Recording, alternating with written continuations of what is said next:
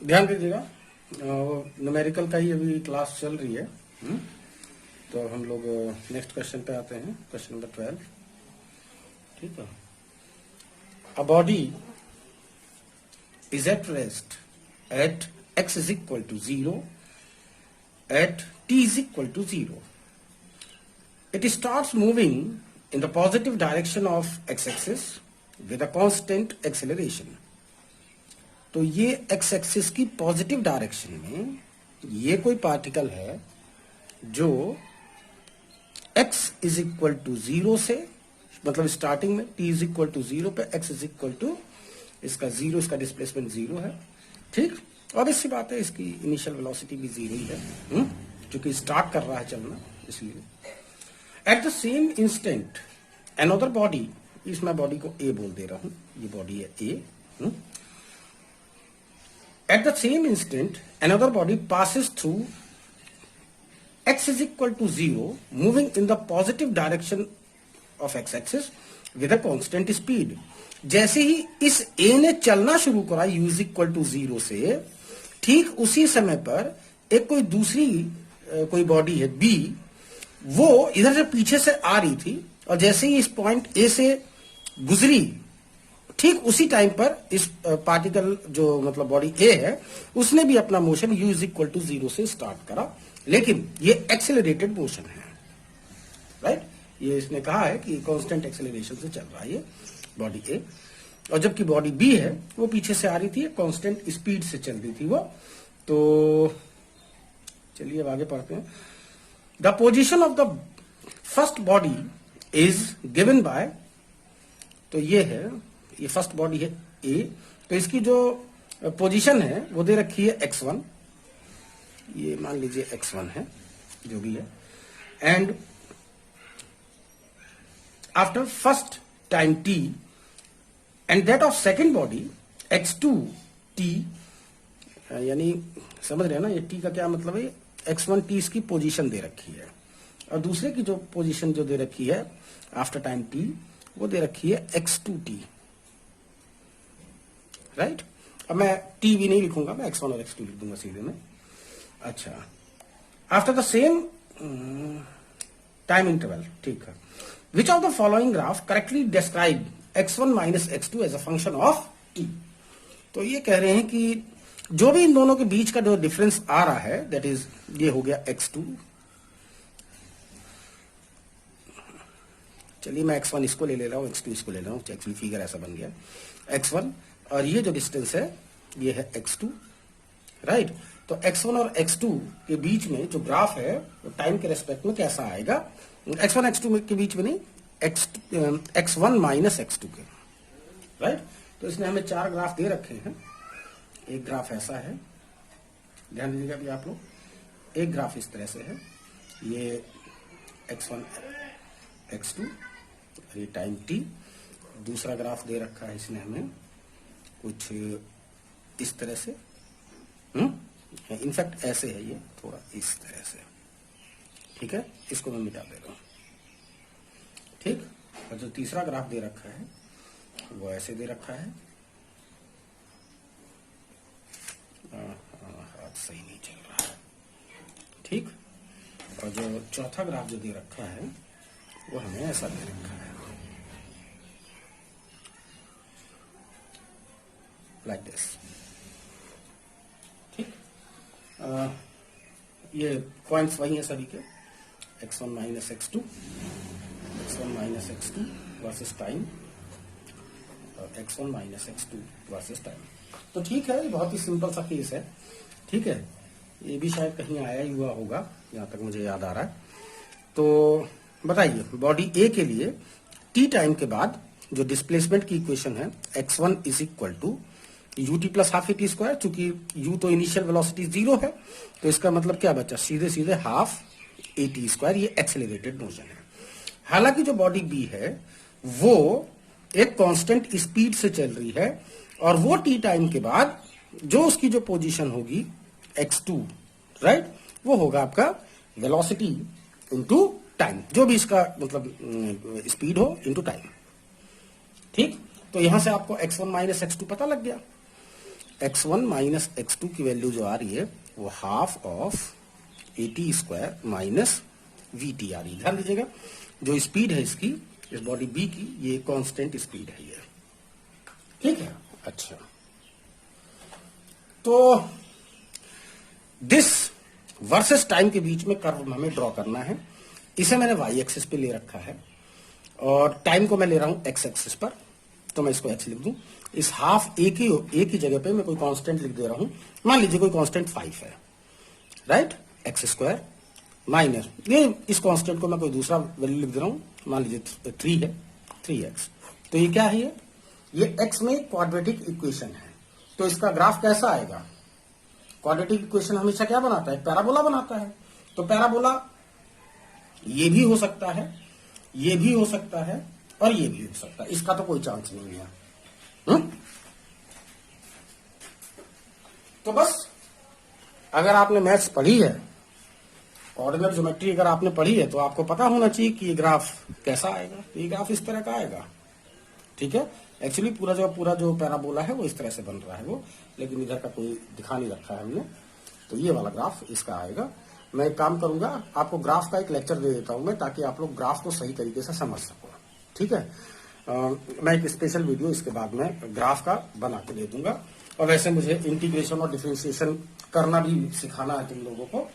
नहीं तो फिर पता लगा कि इंटीग्रेशन और डिफरेंशिएशन में दिक्कत आ रही है। तो 2-3 चीजें हैं जो मुझे एक अलग से बताना पड़ेगा। हाल फिलहाल आप लोग ध्यान रखिएगा कि ये जो पैराबोला की इक्वेशन है ये, और वो पैराबोला ये वाला है, ठीक है। अच्छा, इसके बाद हम नेक्स्ट क्वेश्चन पे आ रहे हैं, क्वेश्चन नंबर 13, ठीक है।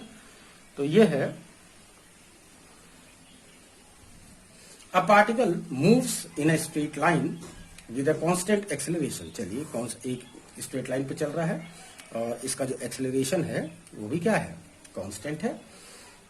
It changes its velocity from 10 meter per second to 20 meter per second while passing through a distance of 135 meter। यानी जब इसकी इनिशियल वेलोसिटी कितनी थी? u की वैल्यू 10 मीटर पर सेकेंड थी, और इसकी जो फाइनल वेलोसिटी है वो कितनी है? 20 मीटर पर सेकेंड है। और इतने देर में, यानी कि इस स्पीड को चेंज करने में इसने 135 मीटर का डिस्टेंस ट्रेवल कर लिया है, राइट। और 135 मीटर का डिस्टेंस ट्रेवल करने में t सेकंड का टाइम लगा है। तो ये पूछ रहे हैं, बताइए t की वैल्यू कितनी होगी? बस यही पूछा गया है आपसे। तो ये तो कुछ ज्यादा इजी हो गया क्वेश्चन, है ना। तो v, ये फाइनल वेलोसिटी v है, ये v, u, s और t में रिलेशन बताने वाला कौन सा इक्वेशन है? Third equation of motion, v square is equal to u square plus 2as। ध्यान दीजिएगा, ये प्लस लिख रखा है मैंने क्योंकि इसकी स्पीड इंक्रीज हो रही है, बढ़ रही है। ये 10 से 20 हुआ है। अगर कम होता तो एक्सेलरेशन डी एक्सेलरेट हो रहा होता या फिर रिटार्डेशन मोशन होता, उसको फिर उस केस में मुझे एक्सेलरेशन को नेगेटिव लेना पड़ता, फिर ये माइनस आ जाता, ठीक है। तो बस हम इसमें कुछ करना कुछ नहीं है इसके अंदर। फाइनल वेलोसिटी हो गया 20 का स्क्वायर, ये हो गया 10 स्क्वायर, ये हो गया 2 इंटू a इंटू 135। सॉल्व कर लीजिए इसे। यहां से आपको क्या पता लग गया? एक्सेलरेशन की वैल्यू पता लग जाएगी। और जो एक्सेलरेशन इसका आ रहा है ये हो जाएगा 400 और ये लगभग आ गया आपका 10/9 मीटर पर सेकेंड। और वैसे एक्सेलरेशन होता किसके है? Change in velocity with respect to time, या फिर फर्स्ट इक्वेशन ऑफ मोशन आप अप्लाई कीजिए, वो भी change in velocity with respect to time ही होता है। v is equal to u plus 80। तो फाइनल वेलोसिटी कितनी है? 20 है, इनिशियल वेलोसिटी 10 है, एक्सेलरेशन की वैल्यू 10/9 है। तो टाइम आपको फाइंड करना था, टाइम की वैल्यू 9 सेकेंड आ गई। तो जो भी 9 सेकेंड वाला ऑप्शन हो उस पर आप टिक कर लीजिएगा, ठीक है। नेक्स्ट क्वेश्चन पे आएंगे अब हम लोग, क्वेश्चन नंबर 14 पर।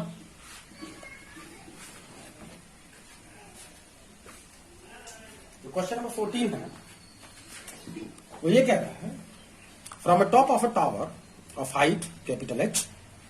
चलिए वही जगह है, यहीं पे बंद कर देता हूं मैं। From a top of a tower ये कोई टावर है और इस टावर पे आप इसकी हाइट कैपिटल H दे रखी है ये हमें, और इस पर a particle is thrown vertically upward with velocity with speed u। Initial speed इसकी u है और वर्टिकली अपवर्ड फेंका गया है इसको। तो ये पार्टिकल जब तक ऊपर जाता रहेगा जब तक इसकी फाइनल वेलोसिटी 0 ना हो जाए, क्योंकि एक्सेलरेशन की डायरेक्शन नीचे की तरफ है, वो अंडर ग्रेविटी है वो। तो मैं इस पॉइंट को A लिख दे रहा हूं, इस पॉइंट को मैं B लिख दे रहा हूं, ठीक है। अच्छा, the time taken by the particle to hit the ground is n time that taken to reach the highest point of its path. अच्छा, कहने का मेरा मतलब यह है, मतलब इनके कहने का मतलब यह है कि A से B तक जब ऊपर की तरफ आपने फेंका तो यहां से यहां तक जाने में अगर इसको मान लीजिए t डैश टाइम लगा है, राइट, कितना टाइम लगा, t डैश टाइम, तो यहां से यहां तक जाना B तक, और फिर B से जब ये अपनी जर्नी जब रिटर्न करेगा, इनिशियल वेलोसिटी ध्यान दीजिएगा, इनिशियल वेलोसिटी को मैं u लिख रहा हूं यहां पर, ये अलग नोटेशन दे रहा हूं, u डैश लिख लीजिए।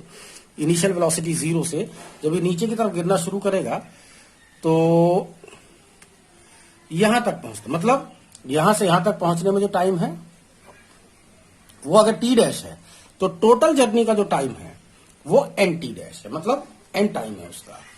समझ में आ गया ना, यानी कि दे रखा है जैसे time from A to B, अगर t डैश ले रखा है मैंने, तो time timing from A to B और फिर B टू C, ये पॉइंट को C लिख दे रहा हूं मैं, B टू C, यानी ये जो टोटल टाइमिंग है ये इसका n टाइम है, यानी कि nt डैश है। मेरे ख्याल समझ में आ गई होगी बात आपके, ठीक है। नहीं आई हो तो जेई मेंस का क्वेश्चन है, 2014 का है ये, जेई मेंस 2014। हालांकि मैं इन सब चीजों पर ज्यादा ध्यान नहीं देता हूं, क्योंकि जो भी मैं क्वेश्चन करवा रहा हूं वो किसी न किसी कंपटीशन एग्जाम में आ चुके हैं। ज्यादातर क्वेश्चन ये IIT और मेडिकल के ही हैं, ठीक। अच्छा, अब ये कह रहे हैं, कहा गया question, highest point, the relation between H, U and N, H, U और N, ये स्मॉल n, इसके बीच में क्या रिलेशन आपका बनेगा, तो ये हमें सॉल्व करके इनको बताना है, ठीक है। तो जरा ध्यान देंगे आप लोग। सबसे पहले मैं A से B तक की जर्नी ले रहा हूं, मैं कहां से कहां तक की, A से B तक की जर्नी ले रहा हूं मैं। तो A से B तक की जर्नी के लिए जो अगर मैं इस हाइट को, A से B तक की हाइट को अगर मैं H डैश लिख दूं तो बताइए जरा कितना हाइट इसने दिया गया, H dash is equal to किसके होगा, U, यहां से यहां तक जाने के लिए मैंने T डैश टाइम मान रखा है, T डैश, अब चूंकि एक्सेलरेशन नीचे की तरफ अप्लाई हो रहा है, ये ऊपर की तरफ, या आप ऐसे कह सकते हो कि वेलोसिटी धीरे धीरे कम हो रही है, तो इसका मतलब रिटार्डेशन है ये, तो माइनस वाला लगेगा formula, minus half GT dash square, right. और अगर टाइमिंग अगर आप निकालना चाह रहे हो इस इक्वेशन 1 के बाद, तो आप first equation of motion use कर लीजिए A से B तक के लिए, तो V is equal to U minus GT dash, right. तो फाइनल वेलोसिटी कितनी है इसकी, 0, इनिशियल वेलोसिटी कितनी है इसकी, U माइनस GT डैश, या फिर यहां से आपको T डैश की वैल्यू मिल गई कितनी, U अपॉन G, ये आपके काम की चीज है, इनबॉक्स कर दे रहा हूं मैं इसे, ठीक। अच्छा, इसके बाद ये T डैश की वैल्यू अगर मैं उठा के यहां पे पुट कर दूं तो आपको H डैश भी पता लग जाएगा, तो H dash is equal to हो जाएगा U into U upon G minus half of G T dash square, that is U square upon G square. ये T डैश की वैल्यू ये पुट करेंगे यहाँ पे, स्क्वायर में आएगा, एक इससे ही कैंसिल हो रहा है, ये हो गया U स्क्वायर बाई G, और तो एक में से आधा गया, आधा ही बचेगा, U स्क्वायर अपॉन 2G। चलिए, काम यहां तक खत्म हो गया, इसकी भी आपको जरूरत पड़ सकती है, ठीक। अब जो मैं मोशन ले रहा हूं, मैं ए से बी और बी से सी तक का ले रहा हूं। समझ में आ गई बात ना? यानी कि वो इस टाइमिंग का एंड टाइम है, ध्यान रखना। ए से बी, बी से सी, ये टोटल जर्नी ले रहा हूं। अब जो मैं मोशन ले रहा हूं, ए टू बी, बी टू सी, ये टोटल, एक मैं ए से सी नहीं, मैंने इसलिए नहीं लिखा इसे डायरेक्ट, क्योंकि ए से सी, अब पता नहीं ए से सी डायरेक्ट कहीं ऐसे ना हो रहा हो मोशन, ठीक है ना? तो इसलिए मैंने पूरा जर्नी इसके अंदर दिखा दिया ऐसे करके। मेरे ख्याल समझ में आ गई बात आपके? अब बताएं, अब मैं इक्वेशन ऑफ मोशन कौन सा यूज कर रहा हूं मैं? टाइमिंग का बात है, फाइनल वेलोसिटी के बारे में पता नहीं है, आप थर्ड लगा लीजिए, सेकंड लगा लीजिए, सेकंड में v की फाइनल वेलोसिटी की जरूरत नहीं पड़ती है, ठीक है? तो मैं वेक्टर फॉर्म लेके चल रहा हूं। h a से c तक आने में जो टोटल जो हाइट है या टोटल जो डिस्प्लेसमेंट है, नेट डिस्प्लेसमेंट, a से चला b तक गया फिर यहां तक आया, तो नेट डिस्प्लेसमेंट ए से सी तक पहुंचने में कितना हुआ? केवल एच डैश, तो केवल एच, तो ये है vector H is equal to u t plus half g t square. मैंने वेक्टर फॉर्म ले लिया है ताकि आपको किसी भी तरह का कोई कंफ्यूजन ना रहे। अच्छा, अब जरा ध्यान देंगे, यहां पर दो चीज है ध्यान देने की, कि जब मैं किसी वेक्टर को किसी स्केलर से मल्टीप्लाई करता हूं तो रिजल्टेंट भी एक वेक्टर ही आता है, जिसकी डायरेक्शन सेम वही होती है जो वेक्टर एक ही है, ठीक है? ये पहले ही आपको बताया जा चुका है सब चीज। तो ये वेक्टर u है, इसको मैंने एक स्केलर टाइम से मल्टीप्लाई किया, तो जो भी रिजल्टेंट आ रहा है वो क्या आ रहा है? वो पूरा का पूरा वेक्टर आ रहा है, यानी कि ये एक वेक्टर है पूरा। इसी तरह से g भी एक वेक्टर है, जिसको हाफ टी स्क्वायर से मल्टीप्लाई किया तो रिजल्टेंट कितना आ रहा है? ये भी एक वेक्टर ही आ रहा है। तो दो वेक्टर को मुझे ऐड करना है, एक ये वाला वेक्टर और एक ये वाला वेक्टर। इन दोनों वेक्टर की जो डायरेक्शन है, इसकी डायरेक्शन वेक्टर u के डायरेक्शन में होगी, इसकी जो डायरेक्शन है वो वेक्टर g की डायरेक्शन पे होगी। तो वेक्टर u की जो डायरेक्शन है वो ध्यान दीजिएगा, पॉइंट ए से जर्नी स्टार्ट हुई है तो अपवर्ड, तो यू की डायरेक्शन तो हो गई अपवर्ड, राइट ना? तो अब इससी बात है यूटी की भी डायरेक्शन यही रहेगी। लेकिन जो जी है वो वर्टिकली डाउनवर्ड है। कैसा है? Vertically downward. तो वर्टिकली डाउनवर्ड है जी की, तो अगर मैंने इसको हाफ जी टी से हाफ टी स्क्वायर से अगर मल्टीप्लाई कर दिया तो ये भी एक वेक्टर ही आ जाएगा। ओवरऑल ये दो वेक्टर एक दूसरे की जस्ट ऑपोजिट डायरेक्शन में है। तो जब दो वेक्टर एक दूसरे के ऑपोजिट डायरेक्शन में होते हैं तो रिजल्टेंट क्या आता है? दोनों के डिफरेंस के इक्वल। अब सवाल ये है कि मैं दोनों का डिफरेंस तो लेना है मुझे, लेकिन मैं इसमें से इसे सब्ट्रैक्ट करूं या इसमें से इसे सब्ट्रैक्ट करूं, राइट? तो यहां ध्यान देने की बात यह है कि ये जो भी क्वांटिटी आ रही है ये डिस्प्लेसमेंट है, क्योंकि डिस्प्लेसमेंट में डिस्प्लेसमेंट ही ऐड होगा तभी आंसर डिस्प्लेसमेंट आएगा। ये डिस्प्लेसमेंट है, ये भी डिस्प्लेसमेंट है, दोनों डिस्प्लेसमेंट ऐड हुए तभी ये प्रिंसिपल ऑफ होमोजेनिटी है। आपको पहले बताया जा चुका है सब चीजें। तो जरा ध्यान दीजिए, मैं अगर नीचे का डिस्प्लेसमेंट अगर मैं पॉजिटिव ले रहा हूं तो ऊपर का डिस्प्लेसमेंट मुझे नेगेटिव लेना पड़ेगा, ऑब्वियस सी बात है ना? तो u डैश टी ये ऊपर की तरफ है तो ये नेगेटिव होगा, और ये क्या होगा? नीचे वाला डिस्प्लेसमेंट ये पॉजिटिव होगा। तो जो दोनों का जो डिफरेंस आएगा तो मुझे जो वेक्टर जो मैग्नीट्यूड जब मैं निकालूंगा तो u नेगेटिव हो गया और ये क्या हुआ? ये पॉजिटिव हो गया। अब ध्यान दीजिएगा मैंने क्या समझाया अभी आपको। ये मैं ये कह रहा हूं कि ये दोनों वेक्टर एक दूसरे के ऑपोजिट डायरेक्शन में हैं।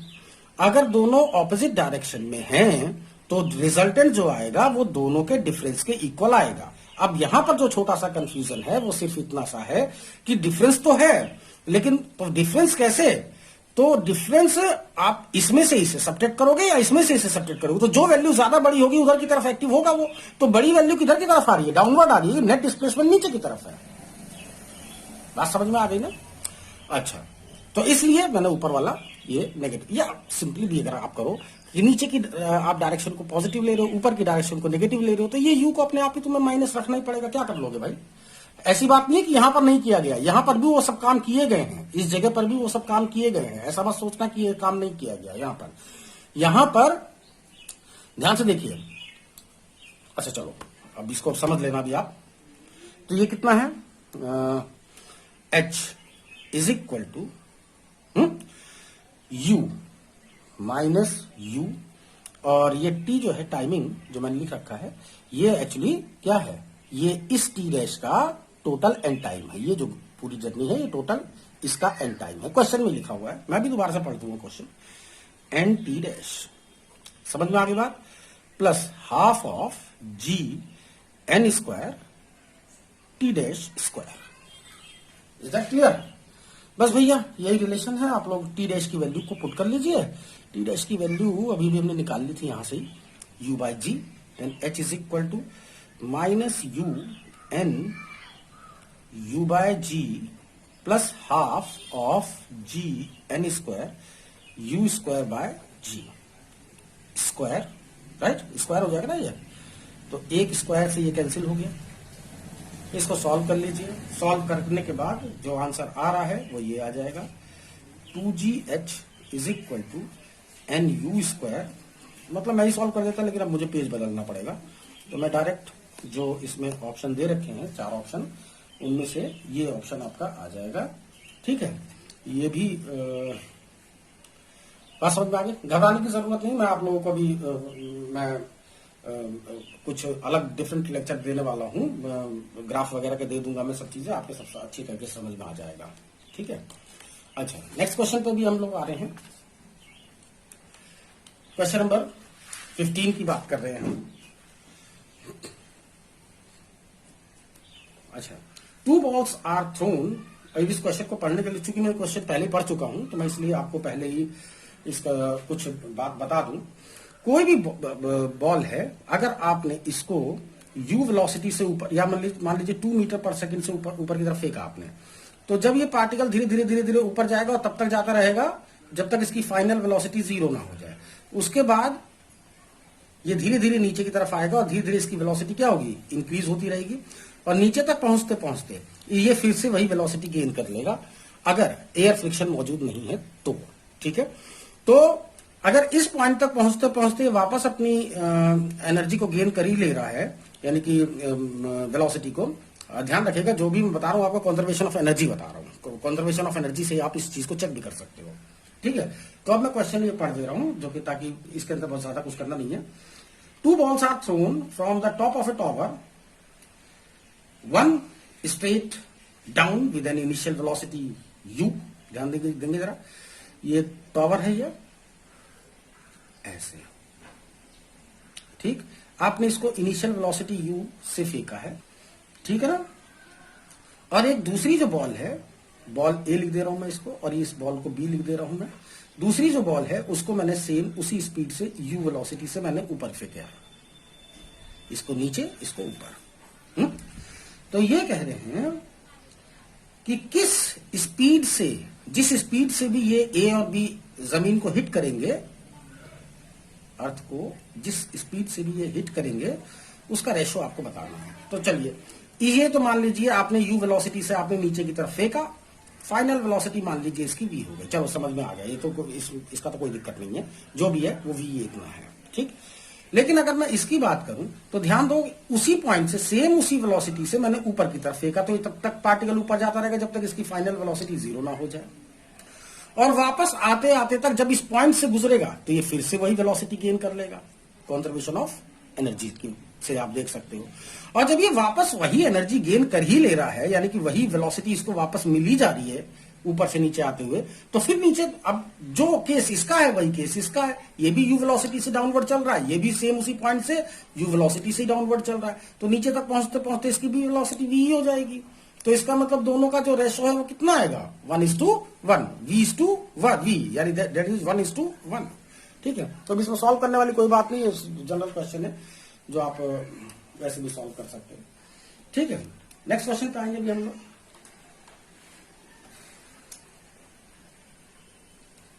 The distance traveled by a particle starting from rest and moving with a constant acceleration 4/3 meter per second in third second the distance, अच्छा डिस्टेंस पूछा गया है थर्ड सेकेंड में, 3 सेकेंड में नहीं, थर्ड सेकेंड में। अब यहां पर इस क्वेश्चन को अगर मैं करूं, मैं इसका भी अभी आपको कुछ बताने वाला हूं, ठीक है। मैं काम कर रहा हूं, मैं इस क्वेश्चन को ही रोक दे रहा हूं, क्योंकि जो है मैं एक डेरिवेशन करूंगा आपके लिए, और उस डेरिवेशन से ही हम इस क्वेश्चन को सॉल्व कर लेंगे। देखिए जरा ध्यान से, मैं देखो ये एक पार्टिकल है, बात समझ में आ गई।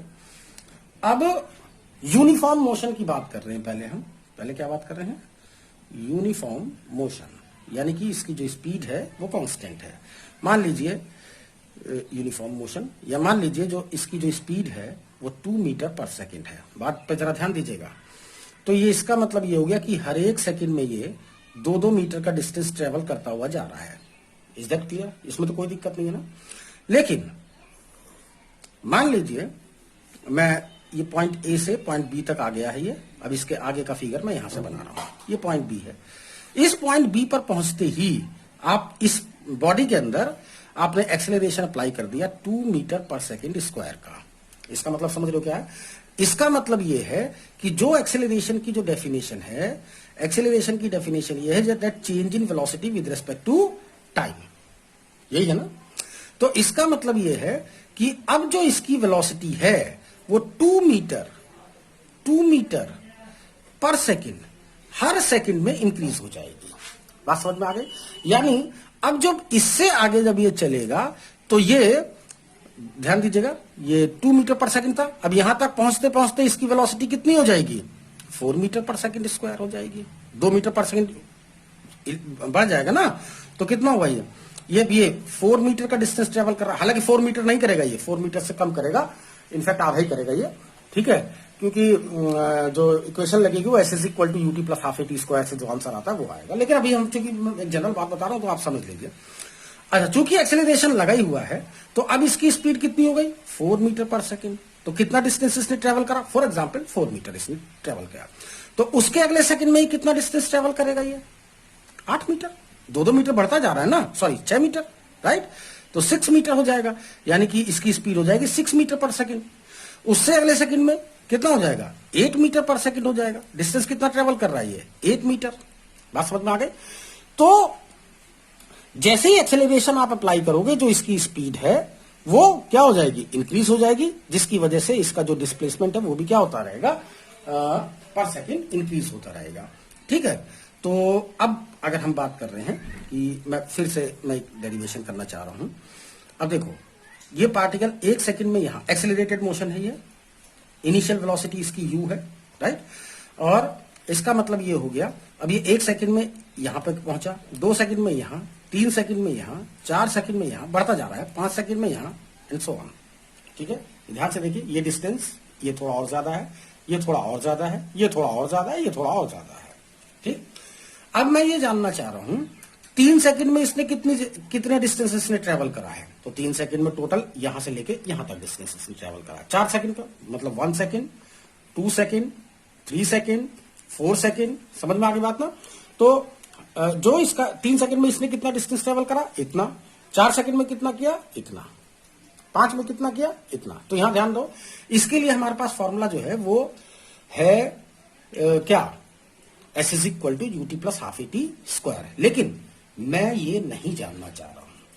ये है पहला सेकंड, ये है दूसरा सेकंड में डिस्टेंस इसने कितना ट्रेवल करा, ये तीसरे सेकंड में इसने कितना डिस्टेंस ट्रेवल करा, ये चौथे सेकंड में इसने कितना डिस्टेंस ट्रेवल करा। हम ये चीज, हम एनवे सेकंड में कितना डिस्टेंस ट्रेवल किया या टीवे सेकंड में कितना डिस्टेंस ट्रेवल किया, मैं उसकी बात कर रहा हूं, ठीक है।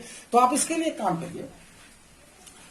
मान लीजिए मैंने पूछा कि तीसरे सेकंड में कितना डिस्टेंस इसने ट्रेवल किया, तो आप एक काम करिए, 4 सेकंड में इसने कितना डिस्टेंस ट्रेवल किया वो तो निकाल लोगे ना। S is equal to u t plus half a t square, t की वैल्यू आपको 4 सेकंड रखनी है। उसके बाद उससे पहले वाले सेकंड में, यानी कि 3 सेकंड में इसने कितना डिस्टेंस ट्रेवल किया, राइट। तो कितना हो जाएगा वो? S is equal to u t plus half a t square. लेकिन अब की बार टी की वैल्यू 3 रखनी है। अब इस डिस्टेंस में से ये डिस्टेंस आप सब्ट्रैक्ट कर दोगे तो आपको तुरंत पता लग जाएगा कि पहले, दूसरे, तीसरे और चौथे सेकंड में ये कितना डिस्टेंस इसने ट्रेवल किया है। तो मैं ऐसे ही मैं कुछ करने जा रहा हूं मैं, कि मैं डिस्टेंस जनरल हम फॉर्मूला बताने जा रहे हैं। Distance travelled by the body in T second. T second में कितना डिस्टेंस इसने ट्रेवल, अब ये टी कुछ भी हो सकता है, 5 सेकेंड, 10 सेकेंड, 50 सेकेंड, कुछ भी हो, ठीक है। तो कितना आएगा वो, S1 लिख दूं, UT plus half AT square. अच्छा, ये तो आपने निकाल लिया टी सेकेंड में कितना करा। अब उससे पहले वाले में इसने कितना डिस्टेंस ट्रेवल किया, है ना। और distance travelled by the body in, 1 second कम कर लो, पहले टी सेकंड में निकाला था ना, तो T-1 सेकंड में कितना डिस्टेंस इसने ट्रेवल किया। तो S2 मान लीजिए उसको, तो कितना हो जाएगा U, अब टाइम की वैल्यू 1 सेकंड कम रखनी है, T-1 plus half A T-1 square, right. अब अगर आप इस डिस्टेंस में से, अगर ये डिस्टेंस यानी कि इस S1 में से, राइट, ये S1 में से अगर आप ये S2 सब्ट्रैक्ट कर दो, तो आपको ये नहीं पता लग जाएगा कि T सेकंड में वो कितना दूर गया था या चौथे सेकंड में वो कितना दूर गया था, राइट। तो distance travelled by the body in teeth second, teeth समझ में आ गया, T1 चौथा, 5वां, 6ठा, 5th, 6th, 9th, ऐसे बोल रहा हूं, ठीक है ना। टीथ सेकेंड, तो कितना होगा वो, S is equal to S1 minus S2। इस डिस्टेंस में से आपको ये डिस्टेंस सब्ट्रैक्ट करना है, तो इसमें से इसे सब्ट्रैक्ट कर लीजिए, इक्वेशन नंबर 1 में से इक्वेशन नंबर 2, यहां ये वैल्यू पुट करिए ना, यहां पर सब्ट्रैक्ट कर लीजिए। अब जो आंसर आएगा इसको ST लिख रहे, ST इज इक्वल टू होगा U plus half A 2T-1, यही आंसर आपका आएगा। और इसी के ऊपर न्यूमेरिकल है छोटा सा, ये मैं यही बता दे रहा हूं आपको। क्वेश्चन नंबर 17 की बात कर रहे हैं हम। The distance travel by particle starting from rest, U की वैल्यू कितनी है 0, and moving with a constant acceleration, A की वैल्यू कितनी दे रखी है 4/3 metre per second square in third second. तो कह रहे हैं कि थर्ड सेकेंड में आपको वैल्यू निकालनी है, तो जो ST यानी कि क्या निकालना है S3, यानी थर्ड सेकंड में कितना डिस्टेंस ट्रेवल कर रहा है, ये ST, T की जगह क्या लग गया 3, तो वो कितना होता है U plus half A 2T-1, right. U initial velocity 0 है, पहले बता रखा है इसने, हाफ A की वैल्यू दे रखी है 4/3 इंटू 2T, T की वैल्यू कितनी है 3 सेकंड, तीसरे सेकंड में पूछा है उसने, -1। सॉल्व कर लीजिए, यही आपका आंसर है, ठीक है। जो भी आंसर होगा अपने आप हिसाब से देख लीजिएगा। वैसे जो इसका आंसर दे रखा है 10/3 मीटर आएगा ये, ठीक है। अच्छा, अब हम नेक्स्ट क्वेश्चन पे आ रहे हैं। क्वेश्चन नंबर 14 पर आ रहे हैं, 18 पर आ रहे हैं, पता नहीं कौन सा था क्वेश्चन है, मेरी भी समझ में आ रहा है, 17 था ये शायद। 18th क्वेश्चन पे आइए। An object moving with a speed of 6.25 metre per second. अच्छा, एक कांस्टेंट स्पीड v से ये मूव कर रहा है 6.25 metre per second, right. Is D accelerated at the rate, ओहो, इसका मतलब ये इनिशियल वेलोसिटी है भैया, ये इसको u लिख लीजिए। Is D accelerated at a rate given by dv over dt, पता ही है एक्सेलरेशन दे रखा है, ये है ये, वैसे किताब में सिर्फ dv ओवर dt लिखा है, इज इक्वल टू -2.5 √v। ध्यान दीजिएगा जरा सभी लोग, नेगेटिव दे रखा है, तो इसका मतलब एक्सेलरेशन नेगेटिव का मतलब क्या है, रिटार्डेशन मोशन है, राइट ना। Where v is the instant speed, time पूछा इसने, the time taken by the object to come to rest. अच्छा, रेस्ट में आने में से कितना टाइम लगे, तो कुछ ज्यादा ही इजी हो गया क्वेश्चन, तो ठीक है। अब रेस्ट में लाने के लिए आपको इसकी वेलोसिटी 0 करनी पड़ेगी, इसका मतलब है वेलोसिटी की आपको इक्वेशन निकालनी है, ये एक्सेलरेशन की इक्वेशन दे रखी है, आपको वेलोसिटी की जरूरत है। तो अगर एक्सेलरेशन दे रखा है और आपको वेलोसिटी निकालनी है, तो क्या करोगे आप, इंटीग्रेट करोगे, इससे पहले वाले लेक्चर में बता चुका हूं मैं। तो dv इज इक्वल टू किसके हो गया -2.5 √v dt। वेरिएबल को सेपरेट कर लीजिए, v को dv के साथ, टाइम को t के साथ ही रखेंगे। तो dv is equal to v raise to power minus half is equal to minus 2.5 dt। Integrating कर लीजिए दोनों साइड का। तो स्टार्टिंग में t इज इक्वल टू 0 पर वेलोसिटी कितनी है बेटा, u जो कि 6.25 मीटर पर सेकंड है, and after time t velocity मतलब t कितने सेकंड के बाद फाइनल वेलोसिटी इसकी 0 हो जाएगी। मेरे ख्याल समझ में आ रही होगी सबके बाद। यही पूछा है कि क्या पूछा है इसे, the time taken by the object to come to rest would be. अब वुड बी के बाद 4 ऑप्शन है, 4 ऑप्शन में से देखेंगे भी कौन सा ऑप्शन सही है कौन सा गलत है। ठीक है, तो इंटीग्रेट कर लीजिए इसको। तो इंटीग्रेट करने के बाद जो आपका ये आंसर आ रहा है वो आ जाएगा v raise to power minus half plus 1 upon minus half plus 1। अब चूंकि कांस्टेंट ऑफ इंटीग्रेशन का कोई काम नहीं है, 6.25 से लेके आपको 0 तक इसको इंटीग्रेट करना है। माइनस 2.5 1 dt का t ही आ जाएगा, limit from 0 to t, right. तो ये जो सॉल्व होके आपके पास आंसर आ रहा है, अपर लिमिट रख लीजिए माइनस लोअर लिमिट। तो अपर लिमिट ये 0 हो जाएगा, 0 की power half upon half minus lower limit कितनी है 6.25 की पावर हाफ यानी कि under root upon half is equal to minus 2.5 upper limit रखेंगे इसकी t माइनस 0। ठीक है, तो ये तो खैर खत्म ही हो गया। ये अंडर रूट है तो अंडर रूट कितना होगा, ये 2.5 आ गया ना, ये हो गया 2.5 upon 1/2 is equal to minus 2.5 into t. ये कैंसिल हो गया आपका, तो t इज इक्वल टू किसके आ गया 2 सेकंड। 2 सेकंड के बाद पार्टिकल किस में आ जाएगा, रेस्ट में आ जाएगा। Is that clear? अच्छा, इसके बाद नेक्स्ट क्वेश्चन पे भी हम लोग आएंगे। क्वेश्चन नंबर 19 की हम बात कर रहे हैं।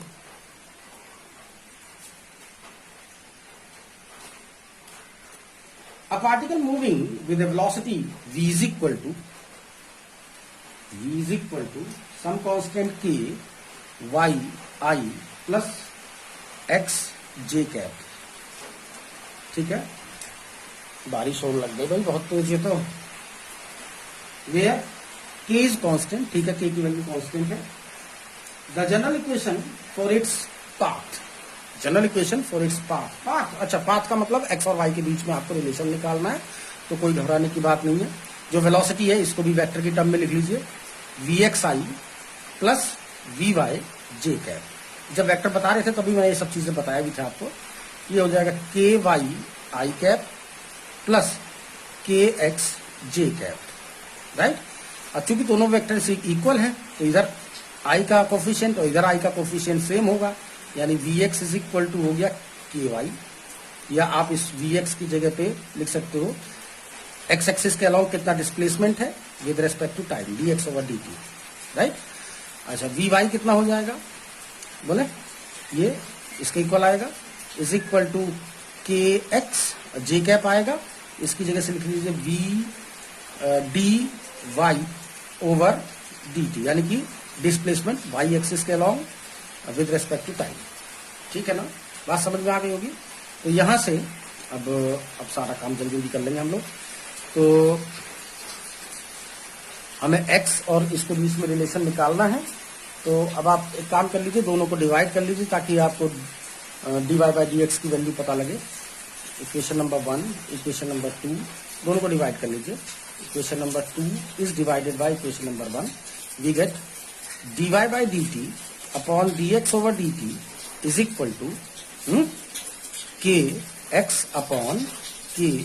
ये कैसे के कैंसिल हो रहा है, ये भी dt से dt कैंसिल ही समझो। तो dy by dx is equal to हो गया x अपॉन y।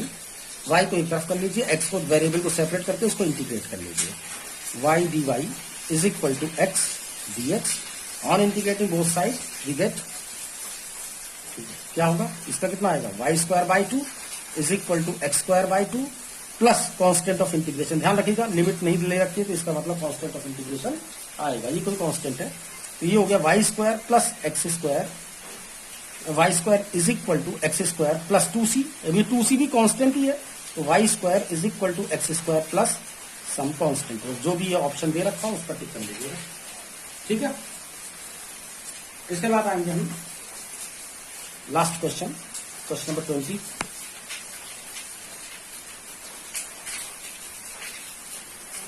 लास्ट नहीं है, अभी और भी हैं, ठीक है। फिलहाल ये बुक खत्म हो रही है, अब कोई दूसरी बुक उठाऊंगा तब उसमें से आप लोगों को क्वेश्चन कराऊंगा मैं। और हाँ, ध्यान रखिएगा एक्ससीवी का सोल्यूशन मैं इसके तुरंत बाद देने वाला हूं। A particle of mass m is projected with velocity v, ये AIPMT का क्वेश्चन है, ये is projected with velocity v making an angle of 45 degree with the horizontal. When the particle lands on the level ground, the magnitude of change in momentum will be, अच्छा ठीक है, तो जरा ध्यान दीजिएगा, ये हमने एक बॉडी को 45 डिग्री के एंगल पे प्रोजेक्ट किया है, इनिशियल वेलोसिटी u है और इसका मास m है। जब मैंने इसको प्रोजेक्ट किया तो ये इस तरह से पैराबोलिक पाथ बनाते हुए ऐसे नीचे गिर जाएगा, ठीक है। जब ये यहां पर आ रहा है, ऑब्वियस सी बात है, जब हम प्रोजेक्टाइल मोशन का लेक्चर जब मैं दे रहा था तो मैंने आप लोगों को प्रूव करके दिखाया था कि जो स्पीड यहां पर है वही स्पीड यहां पर होगी, वेलोसिटी नहीं, स्पीड, राइट ना। तो क्योंकि डायरेक्शन अलग अलग, वैल्यू सेम रहेगी, वैल्यू बिल्कुल सेम है। अगर ये u है तो ये भी u ही रहेगा, वैल्यू में ये भी u ही रहेगा। तो मैं वेक्टर लगा देता हूं पहले, ठीक है। अच्छा, अब ये कह रहे हैं कि यहां से यहां तक आने में जो मोमेंटम में चेंज है वो कितना है। ध्यान रखिएगा, सब चीज बिल्कुल वैसी की वैसी, ये भी 45 डिग्री का एंगल ही बना रहा है, ठीक है। अब एक काम करिए, मैंने अभी भी आपको इससे पहले बताया कि अगर किसी वेक्टर को किसी स्केलर से मल्टीप्लाई करोगे तो रिजल्टेंट क्या आएगा, एक वेक्टर ही आएगा जिसकी डायरेक्शन वही होगी जो वेक्टर ए की है। अगर के पॉजिटिव है तो, अगर के नेगेटिव है तो जस्ट उसके ऑपोजिट डायरेक्शन में, यानी कि वेक्टर ए के ऑपोजिट डायरेक्शन में, ठीक है। तो यहां पर भी वही बात है कि ये वेलोसिटी है, इसको मैं अगर मास से मल्टीप्लाई कर लूं, एक स्केलर है ये, तो रिजल्टेंट आएगा मोमेंटम, लीनियर मोमेंटम, तो वो भी एक वेक्टर ही आएगा जिसकी डायरेक्शन सेम वही होगी जो u की है, राइट ना।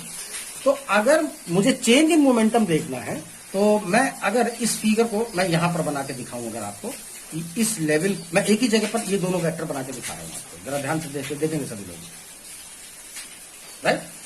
ये है, ध्यान से देखना बच्चों, ये है इनिशियल वेलोसिटी इधर की तरफ है, तो इसका मतलब मोमेंटम भी इधर ही तरफ है, m इंटू यू, क्यों, ठीक है ना,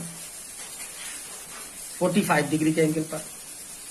ये भी जब नीचे की तरफ आएगा तो मैं इसको भी इसी पॉइंट पर ही बना दे रहा हूं, ये लीजिए, ये भी वेक्टर u, तो ये भी जो मोमेंटम है P2 ये भी इधर की तरफ ही होगा, हालांकि वैल्यू इसकी भी mu ही होगी, राइट।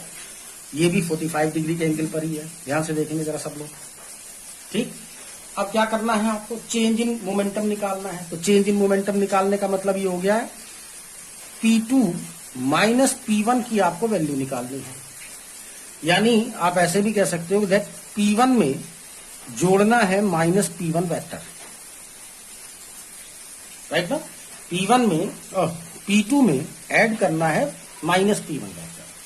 तो ठीक है, आपको पहली बात तो माइनस P1 की जरूरत है, तो ये P1 तो इधर की तरफ है, तो माइनस P1 किधर होगा बेटा, माइनस P1 एग्जैक्टली इसके जस्ट ऑपोजिट डायरेक्शन में होगा, ये हो गया माइनस P1।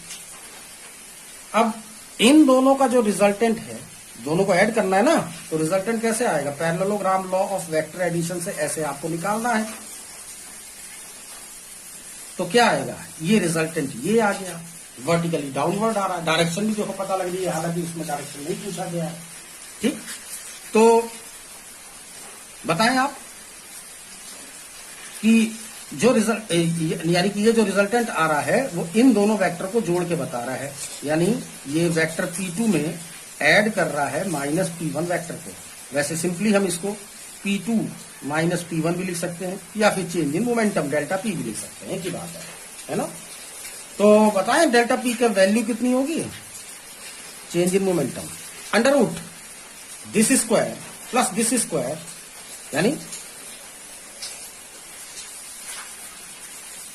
P2 स्क्वायर, एक सेकंड को मैं सही तरीके से लिख दूं, वेक्टर P1 का मैग्नीट्यूड का square plus minus vector P1 के मैग्नीट्यूड का स्क्वायर, इसका मैग्नीट्यूड प्लस इसका मैग्नीट्यूड का square, plus twice of P2 का मैग्नीट्यूड, P1 का मैग्नी माइनस P1 का magnitude into cos angle between them. Cos कितना आ रहा है जरा ध्यान से देखेंगे जरा, ये एंगल 45, ये भी 45, तो ये टोटल हो गया 90, ये पूरा का पूरा एंगल 90 हो गया।